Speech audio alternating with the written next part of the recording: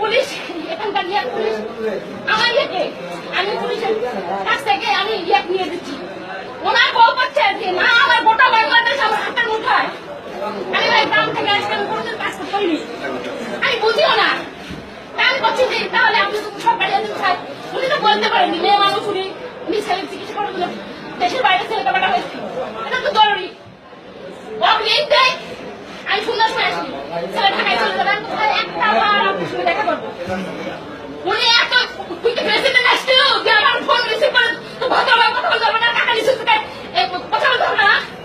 ওই বলতেছে যে আপনার টাকা আমি ফেরত দিয়ে দেবো, আপনার কত হাজার টাকা দিচ্ছে। আমার ঠিক আছে, টাকা তুই ফেরত দে। আমার ছেলে তো দেওয়া হচ্ছে না, তাই মতো তুমি দেওয়া হয়েছে, টাকা আমি ফেরত দিয়ে দেবো তোর কাছ থেকে।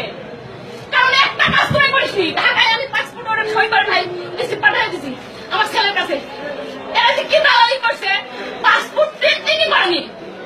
আমাকে বলতেছে আপনি ওটা ওকে ম্যাডাম, একটা মিথ্যাবাদী দাঁড়িয়ে হচ্ছে, তোমার রক্ত আমার সেখানে ডায়রিয়া হয়ে মরবে।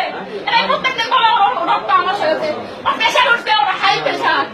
বুঝতে পারছেন ভাই, আমি স্কুল করে আস্তে আস্তে আমার মোবাইলে একটা শুনে এখানে আসি, আসে ওর দেখে না, মোবাইলটা পর্যন্ত রিসিভ করে না। ভাই কোন কথা বলেন, এখন সমস্যা কিছু আমার কাছে ওই আমি শোনার কাছে কাজ করে আমার টাকা নিয়ে আমার এই প্রশ্ন। আপনি পাসপোর্টের পারপাস ব্যাংকে আমি জমা দিচ্ছি নিজে, আপনি ওটা বাদে গেছে ভাই আমি তো টাকা দিব না, তো ভাইকে ঘুরে করে দেবো। প্রস্তুতি ভাই আসে আসুক,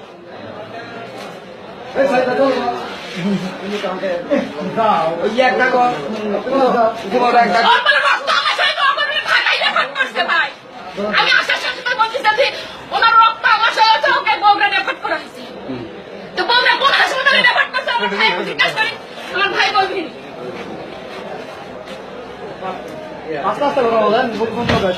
ঠিক আছে, ব্যবস্থা করে দিবে তো।